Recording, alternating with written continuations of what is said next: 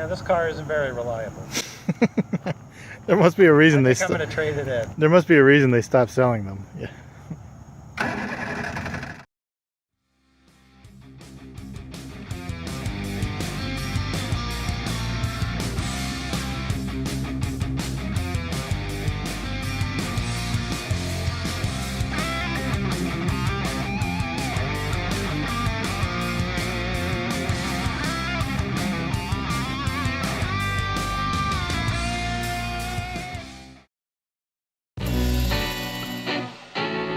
Alright, so welcome back to Vortex Garage, and once again we're working on this parts car Triumph Spitfire. You know, in our last video, we got this engine running, and that was pretty cool, because from what we can tell, this vehicle sat and not been on the road since about 1978. Also, judging by the shape the motor was in, we're pretty certain the engine hasn't run since 1978. That's about 37 years of a car sitting out in the elements and not running, but we were able to get it started. That was pretty awesome. Well, we want to step it up a notch. So today, we're going to do a few key things on this car, check a few key systems, and see if we can get it to move under its own power. To do that, first we need to build a better battery tray so we can secure our battery. We need to move our fuel system into the car, that temporary fuel system we set it up. Make sure we got some coolant. Also, our brake and clutch systems we got to get working. So, fingers crossed that we can get something working, but we've got a lot of jobs ahead of us, so let's go ahead and get started. All right, so just taking a quick few measurements on our battery box and looking how it works. Looks like it's just got this kind of angled lip, and then it drops down into the box, and then it's got this ledge here. So what I'm going to do is just take a piece of sheet metal and we'll bend it and have a nice box that comes in, and it'll rest on these two lips where we can actually go ahead and weld it up a bit. And we'll put some bracing on the bottom to make it strong, and then that should be enough just to temporarily hold our battery in. And so it looks like we're going to do a total of 17.5 inches of length and 10 inches of width, and this should be enough to go ahead and build out what we need.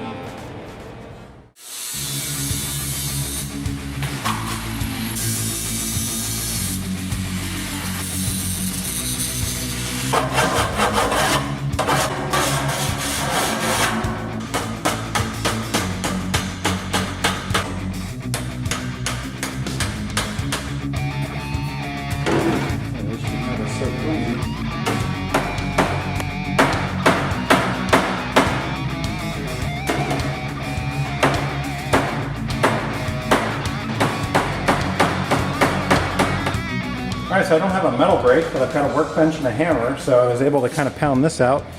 This will be our battery tray. We're going to go ahead and see if it fits.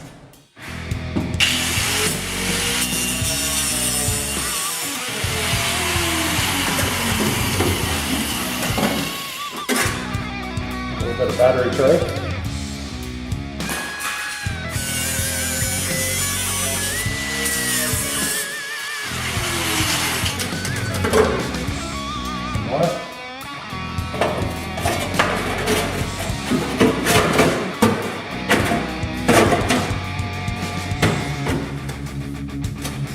Go. So our battery tray does kind of fit. Put the battery box up the rest of the way.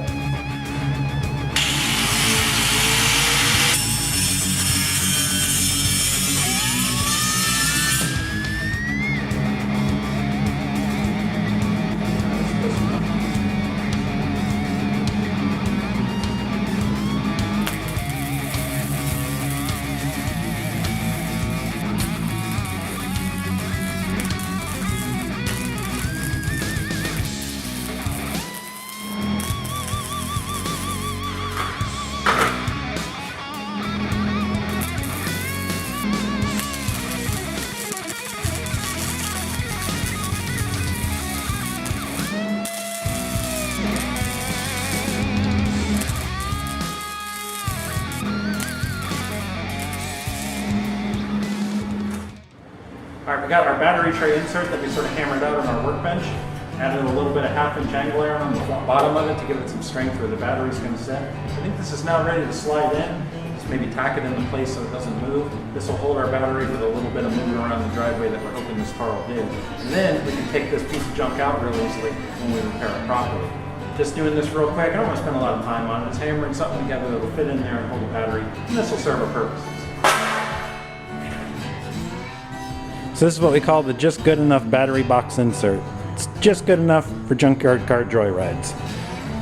Came together really quick. And look at that. That'll hold our battery just fine. All right, real quick, a few parts that we had come in to support the work we're doing today. This big box right here, it's got this tiny little piece in it. So this is the oil filter adapter we're going to need. Now if you're looking for one of these, if you've got an old Spitfire or MG and you'd like to use modern filters, this adapter is Wix part number 24037. And what that'll allow you to do, take your modern filter, put this adapter in it, and now this will go into that 5/8 piece on our Spitfire's engine. All right, we've also got new clutch sleeve cylinder and clutch master cylinder. We've also got a mechanical oil pressure gauge, cheapest one we could find just to see our oil pressure, and some 85/90 hypoid GL4 gear oil. This will go in our transmission. You got to use the GL4. This is what you need for brass synchros in an older car. So these parts, that's what we got to work on today. All right, we'll install our new filter. We got a little bit of oil in the seal. Perfect. All right, that'll work good. And here's our oil pressure sender. And this is something we're going to go ahead and remove and put in our sender for our mechanical oil pressure gauge. All right, so last time we ran the car, we noticed it was flooding out as it would idle. So I'm going to go ahead and open up the 2 float chambers, one on each carburetor, and check them out, make sure the floats are working properly, make sure the needle and seat is working properly.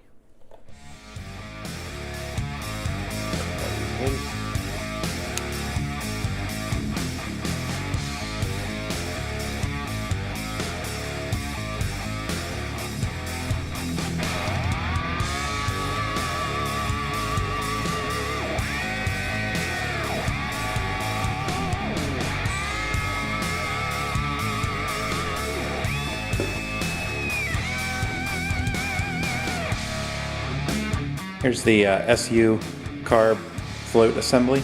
There's our needle and seat. We're going to go ahead and make sure this is clean and not sticky. Got it. Stuck pretty good.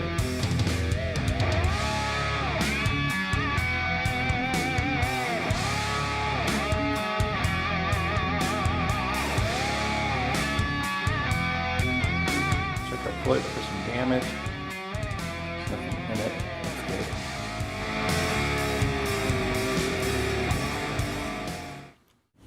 Float assembly back together. We're going to replace that line.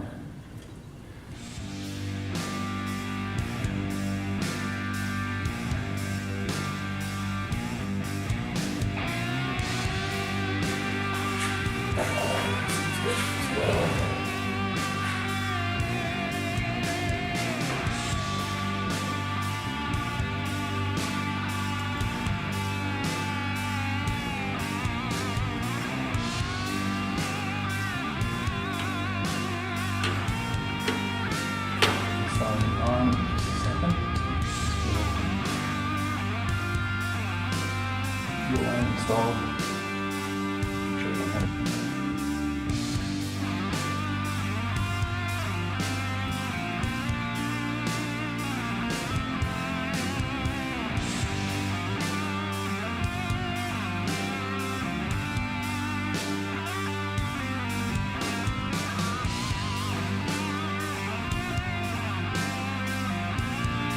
Well, after digging around in the SU carburetor float bowls, we didn't find any obvious faults. So we went ahead and replaced a few dry-rotted fuel lines that we found. And oh, the air cleaners, we're going to have to leave those off for now, because although I do have the cases, which are painted in awesome 1970s rattle can blue, the actual elements themselves are all torn up and just full of mouse poop. So we decided at this point we really need to move on to some of the more pressing matters this vehicle has. Like the fact that it doesn't have a working clutch, or brakes for that matter. Well, fortunately I had a buddy stop by to lend me a hand on those systems. So after the totally necessary task of having him check out the car for the first time, including this awesome painted bits under the hood, the totally worn out wheel bearings, and rust everywhere, well, it was time to move on to fixing that clutch. First up, replacing the clutch master cylinder. You sat in it, it's awesome. You just want a video. You know how the last time I've seen one of these put together? I want to make sure my pants stay. Oh, that's what I put that over for. Yeah, that's Wait, what? I don't see anything here. the cover. I don't see anything here. What's going on? What do you mean? It's all camouflaged. Don't you see that? You just see stitching. Oh, it's just some sort of All I see is here. stitching. Yeah. It's some sort of forest. Yeah. So if you want to drive, you need to get the clutch cylinder replaced. You need to be able to stop it. Yep. So I need brakes. I need clutch.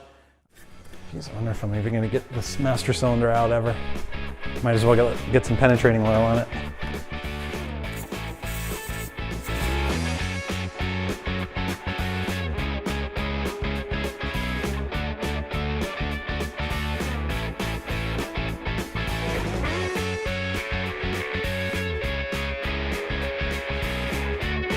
So the fact that someone had once tried to change out our clutch master cylinder in the past became painfully evident when we saw just how mangled the flare fitting was. In fact, none of our flare wrenches, whether they be SAE or metric, had any chance of fitting over. We even tried a few open-end wrenches to see if we could at least gauge the size. Next, we tried using a file to see if we could rebuild the shape a little bit and get a flare wrench to fit over, but it wasn't going to work. In the end, it was vice grips that saved the day. You know, I really thought that the flare fitting itself was going to be seized into the master cylinder. I figured the dissimilar metals and all the corrosion around would have made it kind of difficult to get out, but it turned pretty easily. I didn't necessarily anticipate that the line itself was going to be completely rust seized into the fitting. So the minute we turned it about a half an inch, that rusty old line snapped right in half. It felt like we were seeing our dreams of driving the car that day just blow away in a cloud of rust. But then I got thinking, do you think this rusty old line could take one more flare? We were going to find out.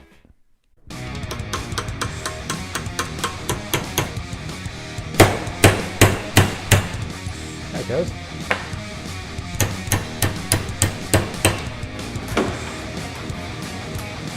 It's not so bad. There we go. That's still usable. Look at that, all rusted Look at those threads. Yeah, I don't want to compress. That'll really help with the flare. Yeah.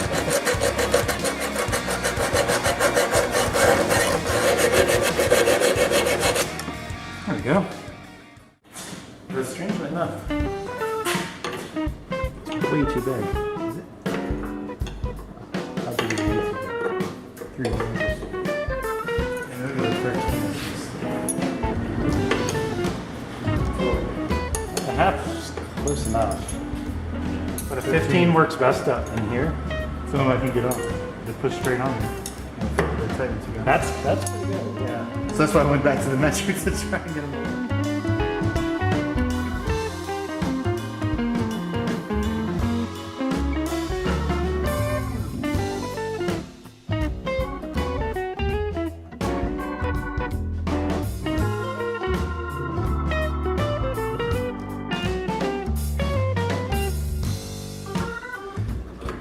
Let's get all this kitty litter out of the way. Pull that back, a little twist.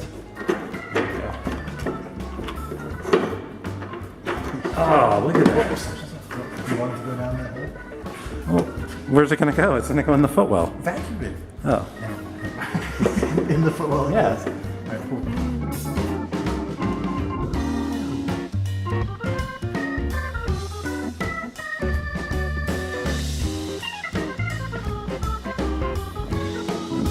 Oh yeah, that's seized. I wonder why. There you go. Zoom the far. Slowest zoom ever. That's actually good. It's actually out just far enough to put the bubble on it, so I don't even have to look at this. All right.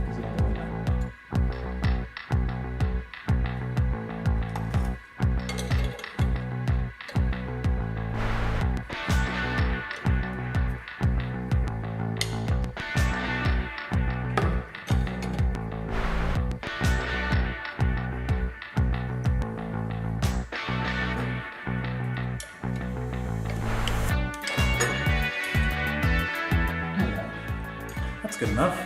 Mm-hmm. Oh, that'll do it. Once I crank it down. Now I just gotta Do the bins. Yeah. All right, now we gotta see if this will bend. Okay. Use these tools.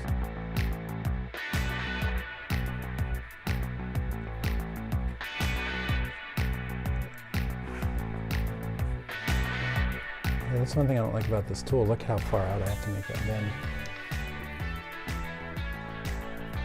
But it worked. Hopefully with that coil we have enough room to get it on, so. Murphy's Law be good. Yes.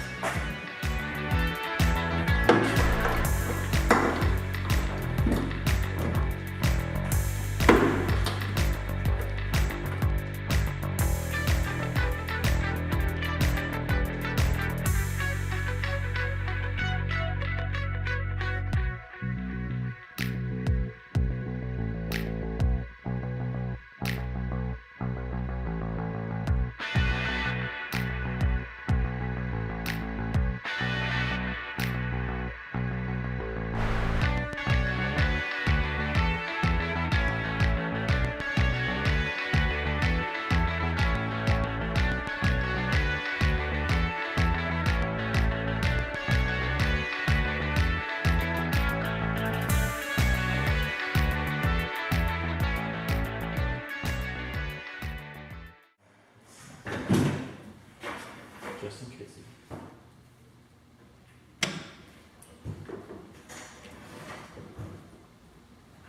I heard something else move. I have clutch. I heard something else move. It You're actually, getting full travel. yeah, and it actually feels like a clutch pedal. There's no air coming out. Now, there is a bleed around the sleeve cylinder. But it feels spongy. Yeah, a little bit. But it feels like it's got a I mean, I heard something move. I'm engagement. like, I think the clutch actually popped off the flywheel. how do we test it? Put it in here. Alright, so we'll go going forward. Okay.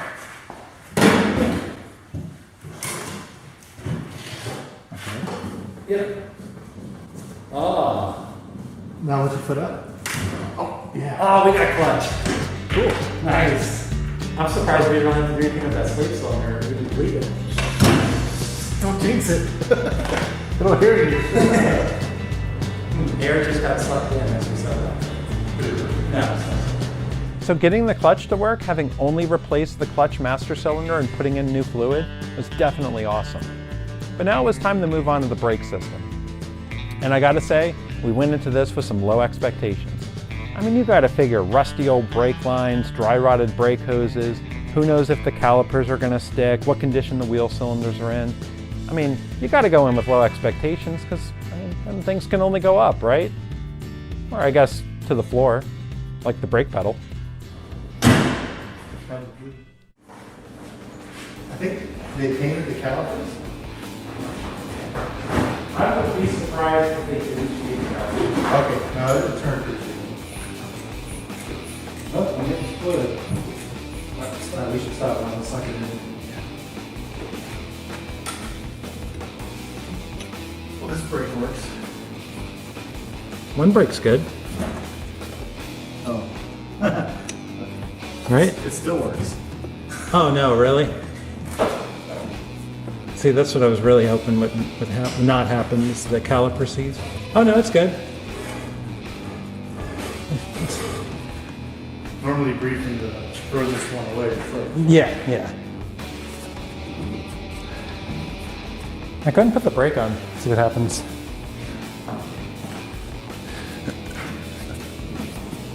Nope. It actually felt like it might have been a little bit of brake.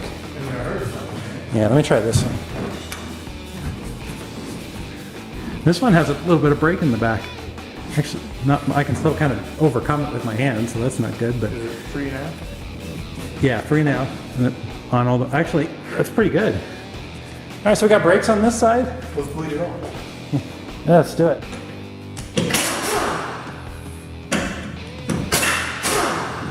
Down the hill. Down. Down. But there's a little air there. That's not fucking more. Down. That's actually pretty good. Let's do the other side. All right. Down. Down. Up.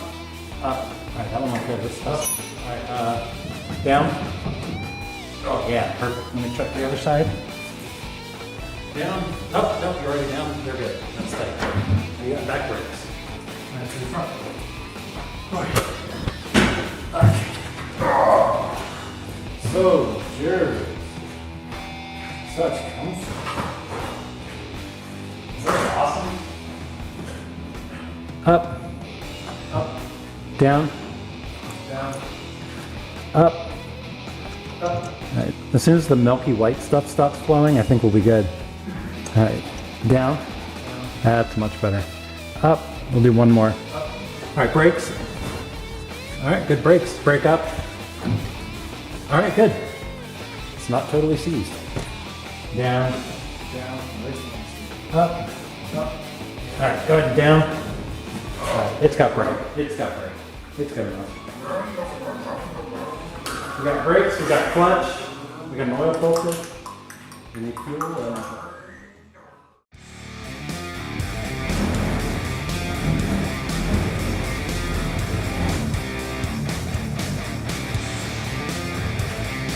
Yeah, look at that shine. Restored.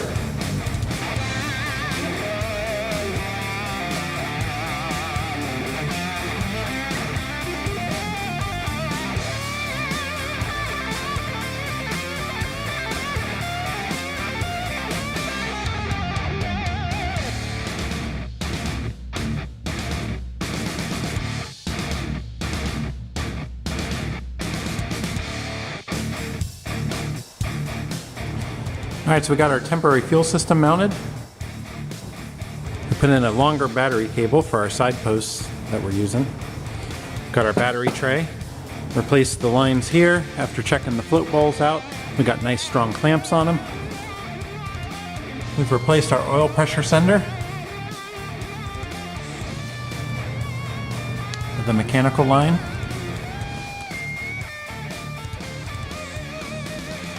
I think we're all set now. Alright, we got our fuel system hooked up. We got our battery hooked up. We got our fuel system plumbed. We're going to go ahead and, oh yeah, we added some water. Just straight up water in case it leaks. Let's go ahead and turn our pump on. And we'll look for leaks.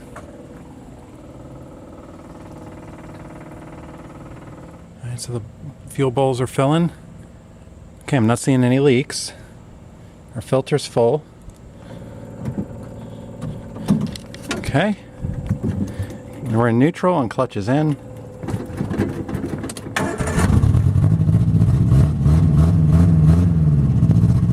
There we go. Look at that.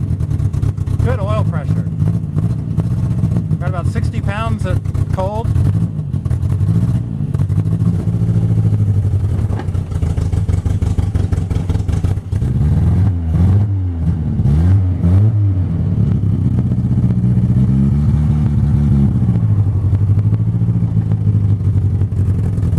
Brakes.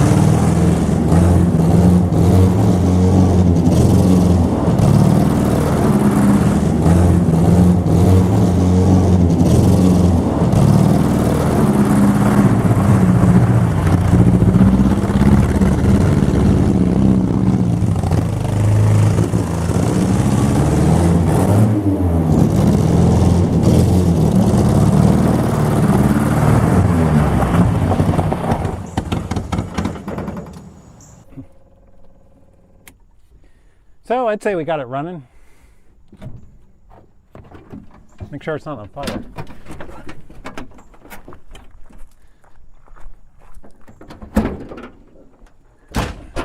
Woo!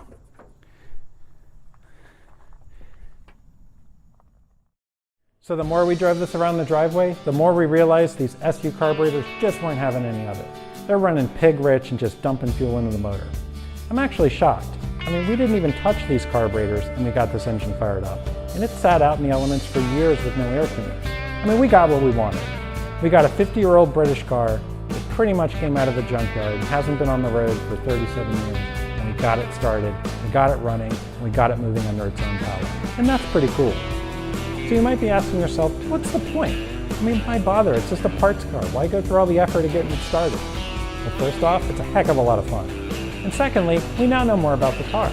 We didn't have much paperwork with this vehicle, so the only way to learn its history was to get into the mechanics, to get our hands dirty, to understand how it's put together, how it's changed throughout the years. And now we're making memories with this vehicle, and we're going to continue that.